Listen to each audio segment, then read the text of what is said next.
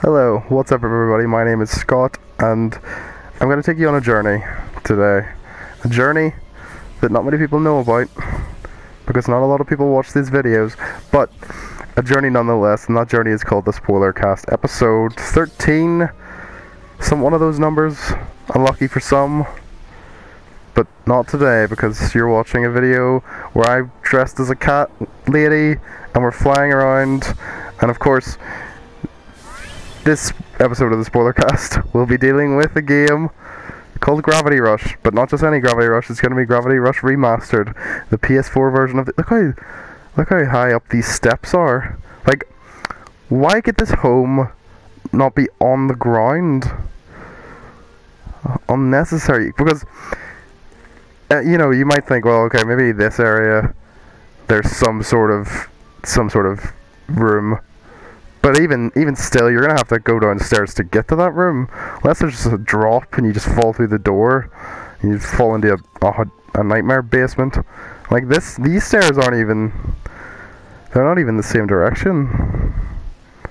Anyway, what is the SpoilerCast? Well, the SpoilerCast is a podcast / let's play where I will play the game while also sort of reviewing it, but while I review it I will be talking about all the spoilers and all the things that have happened in the game, and I will be talking about it.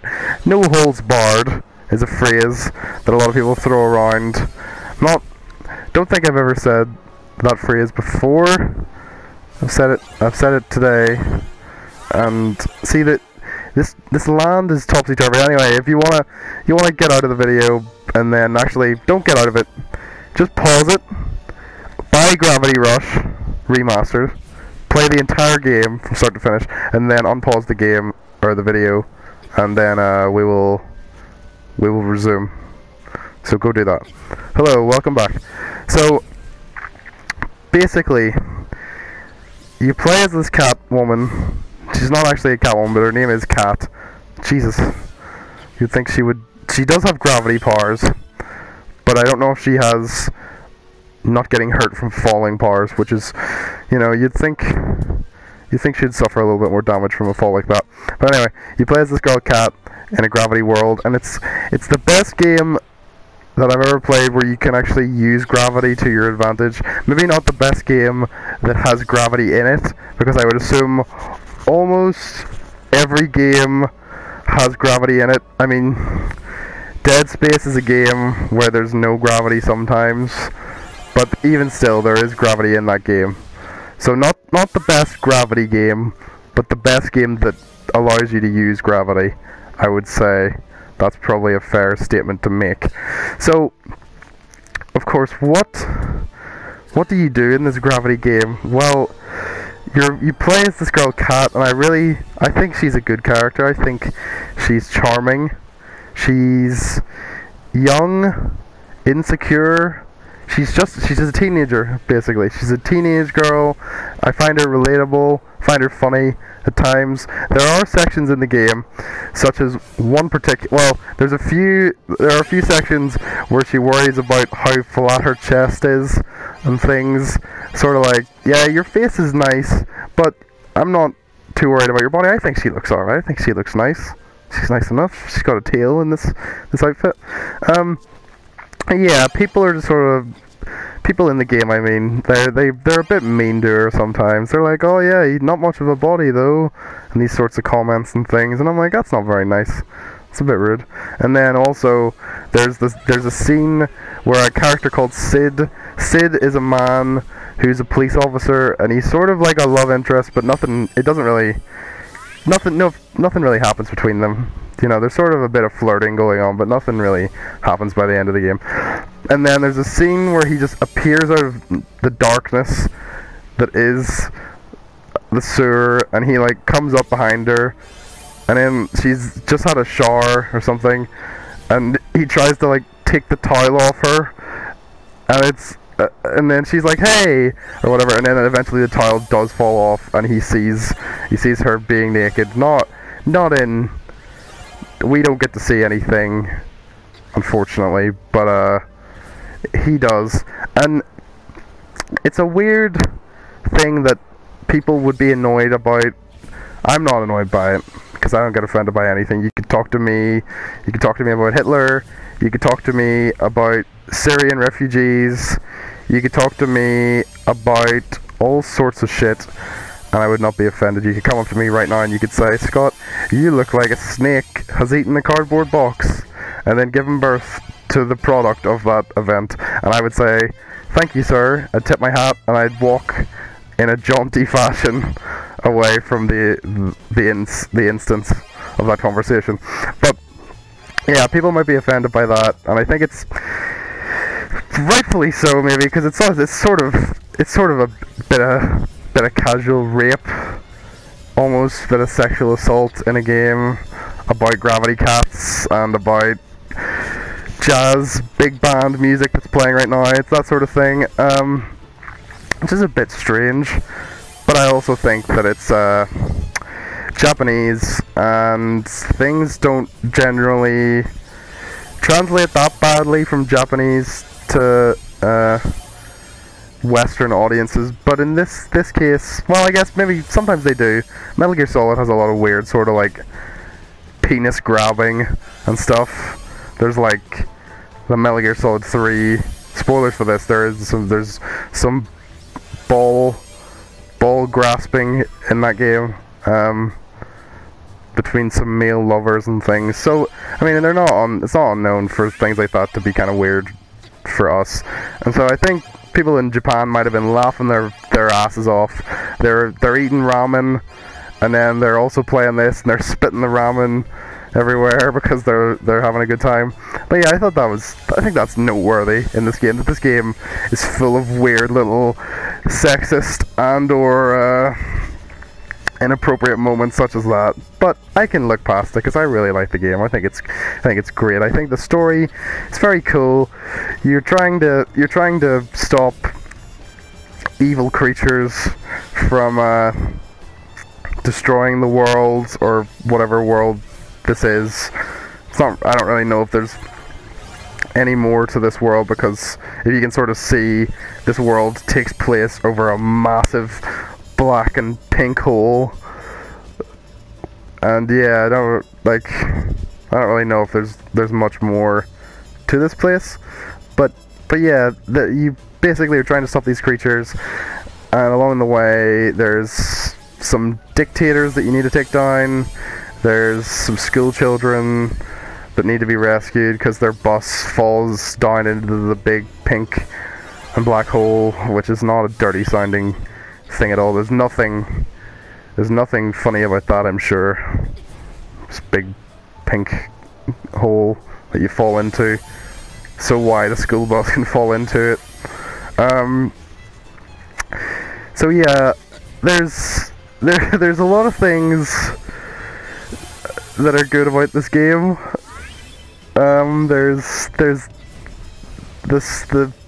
There's fire here. There's an elephant there. There's people walking around, which I'm a fan of.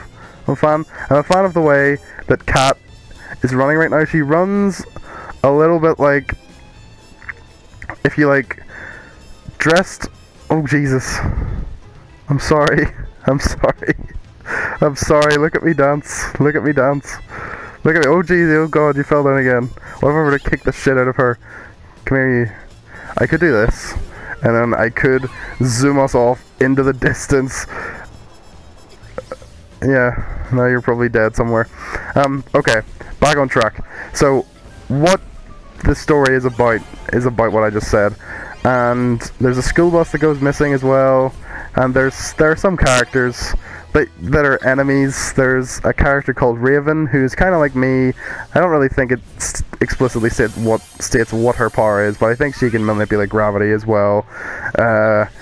Yeah, so she's cool. She's a bad guy that sort of learns to be good in the end and helps you out in dealing with some things, which I enjoy. It's always nice when that happens.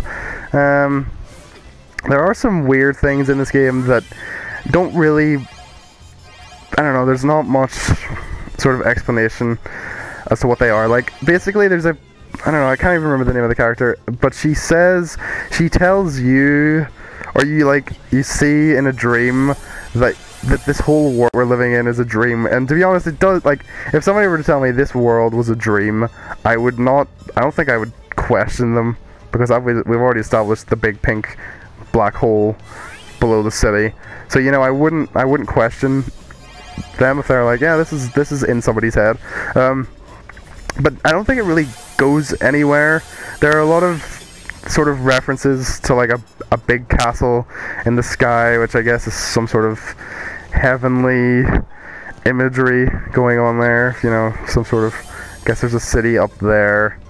And Kat doesn't remember who she is at the beginning of the game, and you don't really get a resolution at the end as to who she is, in fact. So yeah, there are some kind of cryptic, like, quasi-psychological / philosophical things going on with this character, as well as in the story, that are never really truly explained, which is a bit disappointing. I mean, it would be nice to know where Kat comes from. There is a sequel though, which is coming out this year, apparently. Maybe we'll get more explanation as to where Kat comes from. That would be nice, because I would assume the second game is probably, because this is the whole world. I don't know if you could really build much more city in these clouds, or attach to this giant pillar. I mean, you probably could, but yeah, they probably need to set it in a different city. So, you know, a logical place to set that would be up there at the top of the big space pillar, which the city's attached to. Speaking of the city, I really like everything about this world. I think that it's pretty glorious. Let's go to the downtown area, and I will show you how good that area is. It's pretty cool. I enjoy it thoroughly. It doesn't look amazing. Shit, this is a... Jesus. Yeah, this good city that you made here. Just as I was praising it as well. So yeah, it's basically this sort of mismatched series of buildings. Well, not necessarily mismatched. What I mean is sort of like a hodgepodge, which is a fun word, which means lots of different things put together, I guess, in a random order. And they're sort of, I don't know, just tumbling off one another. Like different homes and platforms and walkways and structures and all that sort of thing. They're all sort of just piled on top of one another. And so, yeah, it's kind of interesting visually. It's an interesting aesthetic.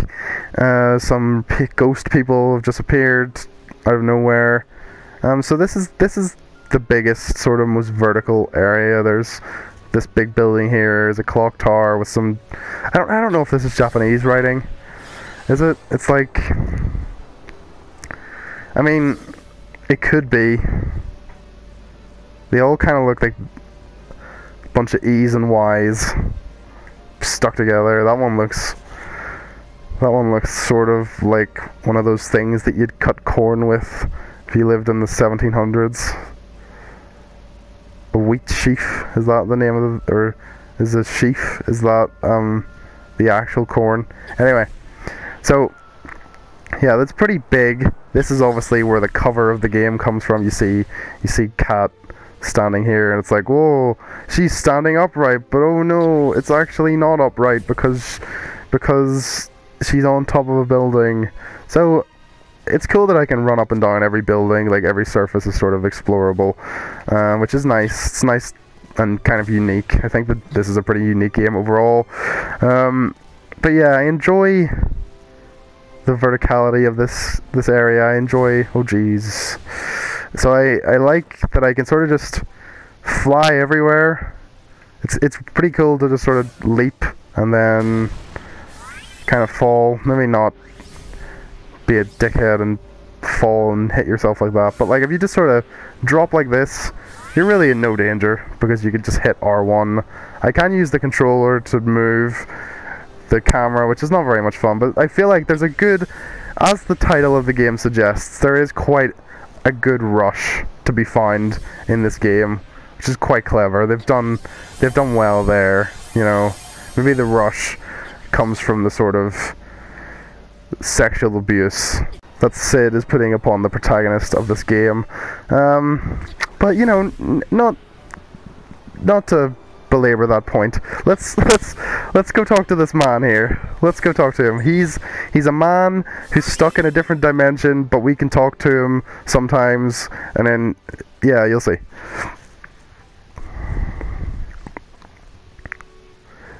I don't know if she's trying to say Senor or if Singalore is his name.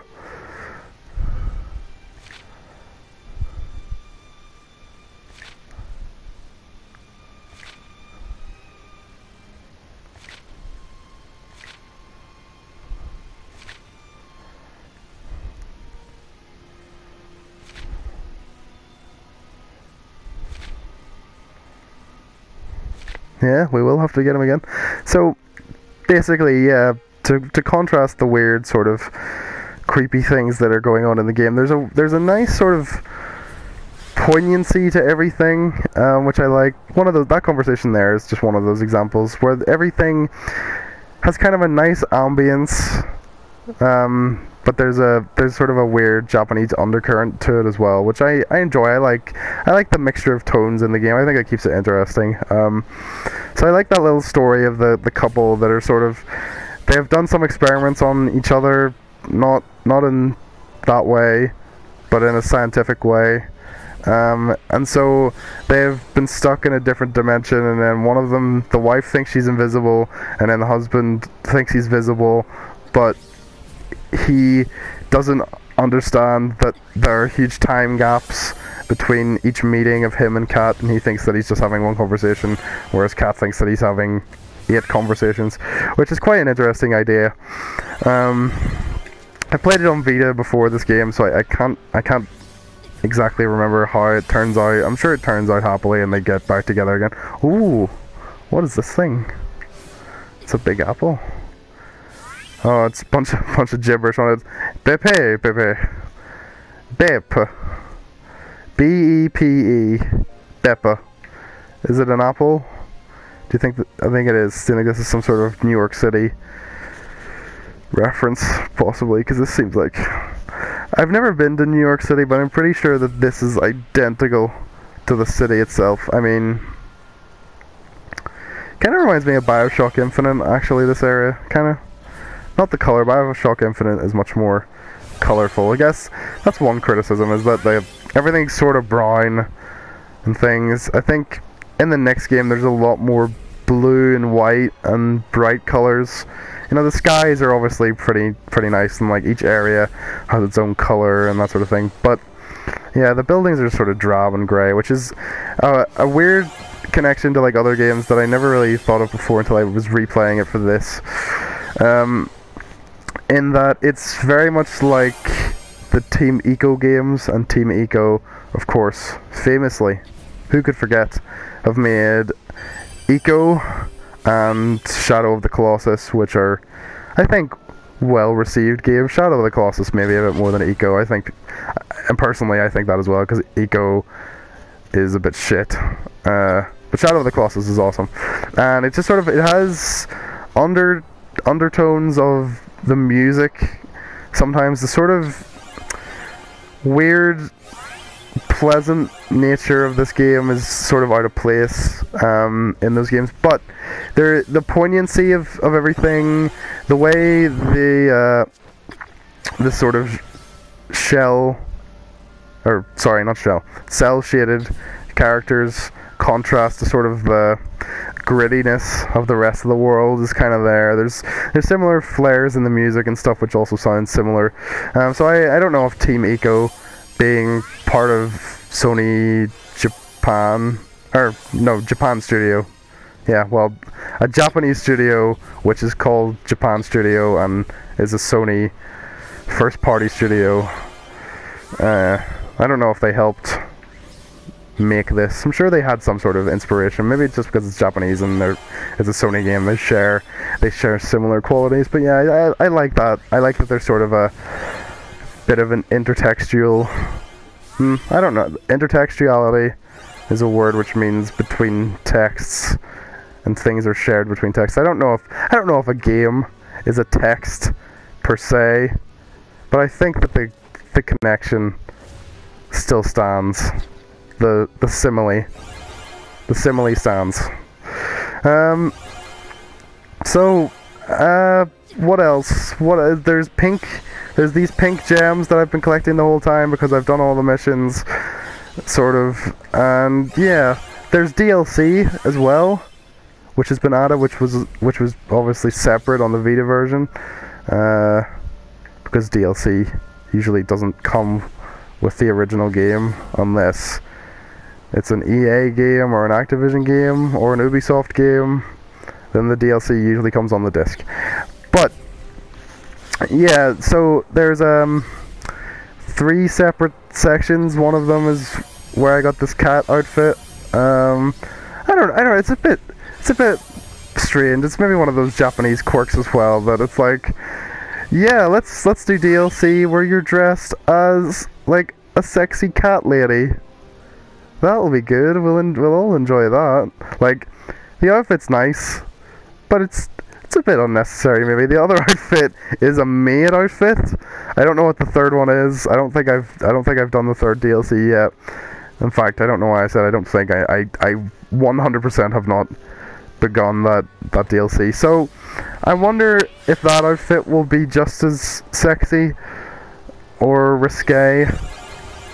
I don't know about you, but I would 100% hope so. So I think that will probably do, because I think I'm running out of things to say about the game. I mean, it's great, really enjoyed it, weird Japanese quirks in the game, but I think there are other quirks as well, such as like how charming and funny Cat is. In terms of the story as well, it's really weird. I've already talked about the weird creatures that you fight. I've talked about the whole, well, I mean, you can kind of see it's a game about a woman or teenager being able to fly around, and then she turns sort of red and pink and then grows veins, and then she's able to fly around, and then sometimes she's able to like take people with her on her adventures, such as I will do now. Oh god, that table. You like, I was gonna say that they have kind of weak tables at this shop that's just called 9 or G back to front.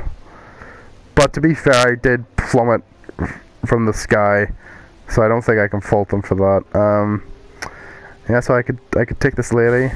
Does she drop her handbag? No, her handbag's just glued to her coat. Oh, I guess it could be over her shoulder, but I like the glued. Look at that person there, having fun. What's this person doing? Is this person part of my little show where I've lifted a dog, or is this person separate? No, this person... Oh, this person was being weird because of me. Oh goodness, this person's now almost paraplegic. Sorry. I'm sorry, oh my goodness. And on that note, I think we're going to end the video because the crazy... There, she's back again. Is your bag attached to you? Yeah? Everybody's bags are attached to one another. Okay, so I'm definitely going to end it now. Thank you very much for watching. I've been Scott. This is the SpoilerCast, episode 13. If you want to keep the lights on in my room, you can go, or the rest of the house for that matter, you know, that'll be great. You could go to my YouTube page, which are almost on. Just you're one click away. You click on that, hit the. Is there a like button on the channel page? Can you like content creators? I have no idea. That could be made up. That could be completely made up. Go there, like the video, watch all the other videos, enjoy those, enjoy them. The Assassin's Creed one is particularly good, and I wouldn't just say that because I also hate all of my content as well. But I like that one. I like that one. So thank you for watching. I hope you enjoyed this cat gravity game as much as I've been enjoying it. Thanks for watching. See you guys later.